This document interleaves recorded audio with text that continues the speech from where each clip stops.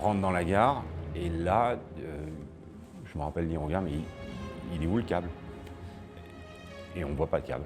Et on regarde un peu à distance et on ne voit toujours pas de câble. Je me souviens d'avoir vu des gars de l'Aiguille du Midi pratiquement marqués, des gens qui travaillent depuis 30 ans sur cet appareil. Bon, c'est la première fois qu'ils avaient un câble au sol à ce niveau-là. On commence à marcher sur le glacier et puis on voit un bout de câble qui pend. Donc on s'est mis à creuser en fait pour essayer de retrouver l'extrémité. Et là, on a compris que le câble avait rompu suite à un incident qui restait à déterminer.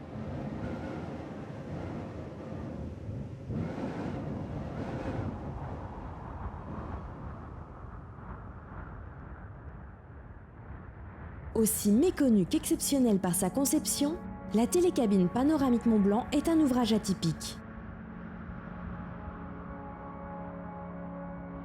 Long de près de 5 km, elle permet aux alpinistes chevronnés, mais aussi aux novices, de réaliser la liaison entre l'Aiguille du Midi en France et la pointe Elbronner en Italie, à une altitude moyenne de 3600 mètres. Il s'agit là d'une traversée de 50 minutes au-dessus de la vallée Blanche, vallée glaciaire au cœur du massif du Mont-Blanc.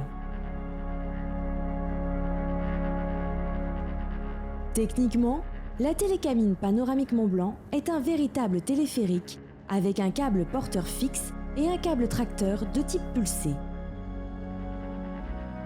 Techniquement hors norme, avec une longueur de 5093 mètres, un passage par le Gros Rognon et un pylône suspendu.